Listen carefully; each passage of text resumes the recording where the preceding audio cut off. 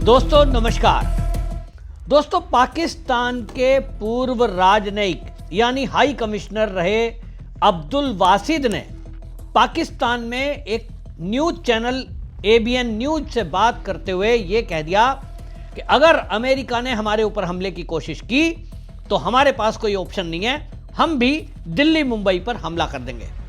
यह बात उन्होंने इसलिए कही है क्योंकि अभी कुछ ही दिनों पहले अमेरिका खुफिया विभाग की प्रमुख तुलसी गबार्ड ने, आपको बता दें कि इस मामले में यह कह दिया, वहां पर एक प्रोग्राम था उनका हाउस इंटेलिजेंस कमेटी के सामने, उन्होंने एनुअल ग्रोथ असेसमेंट पेश किया था और उसमें जब बात चल रही थी कि दुनिया में कौन कौन से ऐसे देश हैं जिनसे अमेरिका को खतरा हो सकता है भविष्य में, इस पर चर्चा करते हुए अमेरिका की खुफिया प्रमुख जो हैं खुफिया विभाग की तुलसी गबार्ड, उन्होंने ये कह दिया कि पाकिस्तान के पास लंबी दूरी की बैलिस्टिक मिसाइल प्रोग्राम है और जिसमें परमाणु बम भी है, ये हमारे लिए कल को खतरा हो सकता है। उसके इस बयान के बाद ये देखा जा रहा है कि कहीं ऐसा तो नहीं है कि अगला टारगेट पाकिस्तान है।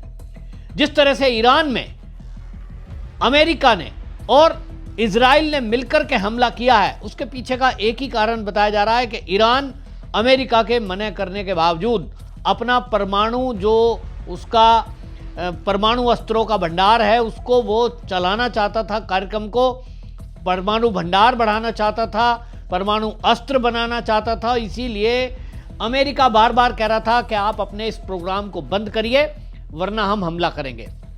उसने बंद नहीं किया तो अमेरिका ने हमला कर दिया। अब ये सब जान रहे हैं कि पाकिस्तान के जो नेता हैं वो तो खुल करके भारत को पिछले काफ़ी अरसे से धमकी देते आए हैं, हमारे पास पाव पाव भर के परमाणु बम हैं, हमने इन बमों को यूं ही नहीं रखा है, हम इनको कभी भी भारत पे छोड़ देंगे।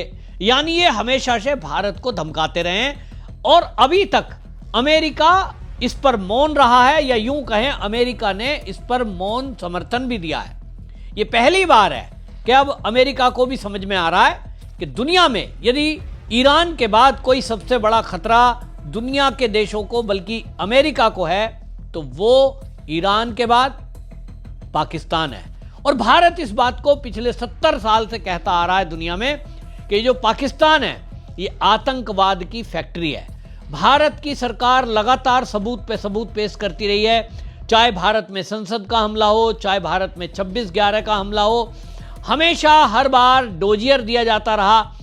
कश्मीर में कितने आतंकवादी हमले हुए, हमारे सैनिकों पे हमले हुए, बार बार प्रमाण के साथ भारत सरकार पाकिस्तान को सौंपती रही, यूएन में मुद्दे को उठाती रही, लेकिन दुनिया की सारी देशों की ताकतें भारत का मुंह बंद कर देती थी और ये कहते थे नहीं जी आपने ये सबूत दिया है ठीक है, और पाकिस्तान ये कह दिया करता था कि इससे हमारा कोई लेना देना है नहीं। अब इसमें पाकिस्तान अपने आप को अभी तक ये दिखाता था कि हम भी आतंकवाद से पीड़ित हैं, बल्कि वो उसका आरोप भारत पर लगाता था और इसीलिए मामला रफा दफा हो जाता था। ये पहली बार है कि अमेरिका की जो ये खुफिया विभाग की प्रमुख है, ये अगर ये कह रही हैं कि पाकिस्तान अमेरिका के लिए एक बड़ा खतरा हो सकता है, तो निश्चित समझ लीजिए कि जिस तरह से अभी अमेरिका हमला कर रहा है ईरान पर, यह अगला हमला पाकिस्तान पर भी हो सकता है। अब असल में ये परिवर्तन क्यों आया है? परिवर्तन इसलिए आया है कि अभी जो ईरान पे यूएस ने हमला किया, उसको लगता था कि हफ्ते 10 दिन के अंदर हम ये सारा मठिया मेट कर देंगे और सरेंडर हो जाएगा और इनके पास तो कुछ है नहीं, हमारे पास तो स्टील्थ बम्बर हैं, हमारे पास मिसाइल हैं, और इस तरह से अमेरिका सोच रहा था कि हम तो घुटनों पर ला देंगे ईरान को थोड़े ही दिन में। लेकिन अभी इस युद्ध में हम देख रहे हैं कि ईरान ने जो जवाबी कार्रवाई की है, जिन जिन देशों में अमेरिका के जो अपने सैनिकों के ठिकाने थे उन सभी देशों पर उसने मिसाइल से हमला किया। पूरी दुनिया में हड़कंप मच गया। तेल का रास्ता रुका हुआ है, समुद्री मार्ग पर पूरी तरह से उसका ईरान का कब्जा है। तो अमेरिका को अब समझ नहीं आ रहा कि इस युद्ध में करे तो क्या करे। जिन देशों में उसने अपने एसेट बनाए हुए थे, क्योंकि अमेरिका से ईरान की दूरी लगभग 10,000 किलोमीटर है, तो डायरेक्ट फ्लाइट करके कोई ना तो उसकी मिसाइल आ सकती है, ना कोई फाइटर जेट आ सकते हैं, और इसीलिए उसको अन्य देशों के सहारे की जरूरत थी। इसीलिए उसने अरब कंट्रियों में कई देशों के अंदर अपने सैन्य ठिकाने बनाए हुए थे, लेकिन ईरान ने उन पर भी हमला कर दिया। अब अमेरिका ने जो चीजें पता की हैं उसमें यह चीज पता लग रही है कि वो जो देश हैं, ये जो ईरान है, इसको डायरेक्ट इनडायरेक्ट पाकिस्तान मदद कर रहा है। और ये जो चीजें अब पता लगी तो अब अमेरिका को लग गया कि जब तक पाकिस्तान खत्म नहीं होगा, ये दुनिया में जो ताकतें हैं जिनसे दुनिया परेशान है, आतंकवाद, ये खत्म नहीं होगा। यानी जो भारत जिस बात को पिछले 50 साल से बोलता आ रहा है, आतंकवाद के मुद्दे पर पाकिस्तान को एक्सपोज करता आ रहा है, वो बात अब दुनिया को समझ में आने लगी है। आएगी, आज नहीं तो कल आनी है। और अब आप देखेंगे जिस तरह से खमेनी की हत्या हुई है, उसके बाद आप देखेंगे ये जो आतंकवादी घटना है, ये अमेरिका में घटनी है।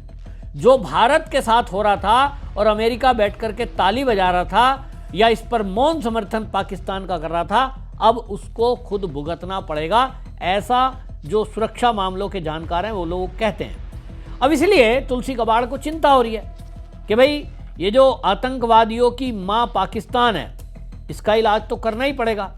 तो अब जैसे ही ये बात हुई तो वहां एबीएन न्यूज से बात करते हुए पाकिस्तान के भारत में हाई कमिश्नर रहे अब्दुल वासिद ने यह कह दिया, जब पत्रकार ने उससे कहा कि अमेरिका इस तरह की बातें कर रहा है कि परमाणु जो कार्यक्रम है वो अमेरिका में तो परमाणु बम के विरोध में ईरान में हमले किए हुए हैं, ये तो पाकिस्तान के पास तो परमाणु बम है, तो क्या अगला हमला पाकिस्तान पर होगा? तो उसने कहा देखिए अगर वो करते हैं तो हमारे पास तो कोई ऑप्शन ही नहीं है, हम तो सीधा भारत में मुंबई पे अटैक करेंगे, दिल्ली पर अटैक करेंगे। उसने जो ये बात बोली है, हालांकि इस तरह से बोल दी जैसे कोई गाली जो ऐसे बोल देता है जरा सी वेव में, इस पर पाकिस्तान के अंदर भी अब्दुल वासिद के बयान को मूर्खतापूर्ण कहा जा रहा है। उसने कहा कि इनको स्थिति नहीं पता, अभी ऑपरेशन सिंदूर में क्या हुआ, सर्जिकल स्ट्राइक में क्या हुआ, एयर स्ट्राइक में क्या हुआ, पाकिस्तान कुछ नहीं कर पाया, भारत का कुछ भी नहीं बिगाड़ पाएगा। भारत के पास अपना सुरक्षा तंत्र मजबूत है, भारत के पास अपनी डिफेंस इक्विपमेंट है, भारत के पास S-400 है और भारत के पास खुद का सैटेलाइट सिस्टम है। ऑपरेशन सिंदूर में अभी हमने करके दिखाया है कि महज हमने कुछ मिनटों में पाकिस्तान को घुटनों पर ला दिया। और अगर इस तरह की बातें कुछ करने की कोशिश करेंगे तो हम उनके करने के पहले पाकिस्तान को तबाह कर सकते हैं। तो पाकिस्तान के अंदर इस बात को कहा जा रहा है कि भाई ये जो बकवास है, ये तो मूर्खतापूर्ण बातें हैं। जिस तरह से अब्दुल वासिद का बयान आया है, पाकिस्तान के पत्रकार इसको मूर्खता बोल रहे हैं। और इस मामले में आपको यह भी बता दूं कि अभी जिस तरह की बयानबाजी की जा रही है, इसमें तुलसी गबाड़ ने जो कहा है इस पर भी चर्चा हो रही है। वो कहते हैं कि भाई पाकिस्तान का जो ये परमाणु बम के बारे में तुलसी गबाड़ बोल रही हैं, वो कह रही हैं कि साहब यहाँ जो है पाकिस्तान के पास लंबी दूरी की मिसाइल है, लेकिन जो इस मामले के रक्षा विशेषज्ञ के जानकार हैं वो कहते हैं कि देखिए, और पाकिस्तान का ये राजदूत भी कह रहा, पूर्व राजदूत, कि भाई ये पाकिस्तान की बात तो कर रहे हैं अमेरिका वाले, लेकिन परमाणु बम तो भारत के पास भी है, भारत के पास भी अग्नि 5 है, अग्नि 6 है, तो वो हमें कह रहे हैं, वो जो है भारत को तो नहीं कहते। तो भाई भारत कोई ऐसा देश थोड़ी है कि वो किसी दूसरे देश में आतंकवाद फैलाएगा। भारत ना किसी आतंकवादी को सपोर्ट करता है, ना आतंकवादी देश को सपोर्ट करता है, और इसीलिए भारत किसी भी देश के लिए खतरा है ही नहीं। खतरा पाकिस्तान से है, क्योंकि पाकिस्तान आतंकवाद की जननी है। और इसीलिए तुलसी गबाड़ ने जो कहा, वो गबाड़ ने सीनेट की खुफिया समिति में जो कहा, पाकिस्तान लंबी दूरी की बैलिस्टिक मिसाइल बना रहा है जो अमेरिका तक पहुंचने में सक्षम है, और अगर यह प्रोग्राम जारी रहा तो पाकिस्तान जल्द ही ICBM विकसित कर लेगा, यानी लंबी दूरी की ऐसी मिसाइल जो 10,000 11,000 किलोमीटर दूर भी जाके मार कर सकती है। तो अमेरिका को आशंका है कि पाकिस्तान अब यह दायरा बढ़ा रहा है, जिसका उद्देश्य अमेरिकी हस्तक्षेप को रोकना है। कुछ मीडिया रिपोर्ट में दावा किया गया कि पाकिस्तान द्वारा ICBM विकसित करने का उद्देश्य अमेरिका को उसके परमाणु बम पर हमला, परमाणु भंडार पर हमला करना है। ये क्यों हो रहा है? क्योंकि उसके पीछे चीन खड़ा है। चीन के भरोसे ये पाकिस्तान अपना एक प्रोग्राम चलाने की कोशिश में है, और इसीलिए दुनिया भर के साथ साथ अमेरिका को भी अब अपनी रक्षा की चिंता होने लगी है, क्योंकि अब आप देखिए कि जैसे ही ये खमनई की हत्या हुई है उसके बाद तो पूरी दुनिया का शिया मुसलमान वो इस बात को लेकर आक्रोशित है, आंदोलित है अमेरिका के प्रति और इजराइल के प्रति। और इसीलिए आने वाले समय में आप देखेंगे कि कई इस्लामिक देश मिलकर के अमेरिका को धमकी तो अभी दे रहे हैं, हमला करने की तैयारी भी कर सकते हैं और चीन उसमें पीछे से सपोर्ट करेगा। चीन कभी भी नहीं चाहेगा कि अमेरिका उससे ज्यादा ऊपर जाए और इसलिए इनडायरेक्टली ये लड़ाई चीन और अमेरिका की है। बाकी पाकिस्तान हो या ईरान या फिर तुर्की वो केवल प्यादे हैं। भारत इसमें क्या करेगा? तो भाई भारत को लपेटने के लिए हाँ ये हो सकता है भाई भारत को ये अमेरिका ये कहे कि भाई जो है आप हमें जो है अपना सैन्य ठिकाना बनाने के लिए जगह दे दीजिए, और अगर ऐसा हुआ तो फिर पाकिस्तान या ईरान भारत पर भी हमला कर सकते हैं। उस कंडीशन में कर सकते हैं। अब देखना तो ये होगा कि आगे चलकर मोदी सरकार इस पर क्या फैसला लेती है, और ये भी देखना होगा कि अमेरिका को जो ये चिंता सताई है इस पर वो अमेरिका अब पाकिस्तान के साथ क्या करता है। लेकिन इतना तो तय है कि ये जो धमकी पाकिस्तान ने दी है ये यूं ही नहीं है। जो पागल आदमी होता है ना, पागल आदमी से आप कोई उम्मीद नहीं लगा सकते। पागल आदमी क्या है? खुद के कपड़े फटे हुए हैं, घर बार है नहीं, ईंट उठा के मार दे तो आपकी गाड़ी का शीशा तो तोड़ ही देगा, उसका क्या बिगड़ेगा। ठीक पाकिस्तान की वही स्थिति है। वो तो कटोरा लेकर बैठा है, उसके पास खोने के लिए कुछ नहीं है। और इसीलिए वो एक कहावत कहते हैं ना कि मर्सिडीज से अगर कोई रिक्शा टकरा दे या ट्रक टकरा दे तो नुकसान किसका होगा?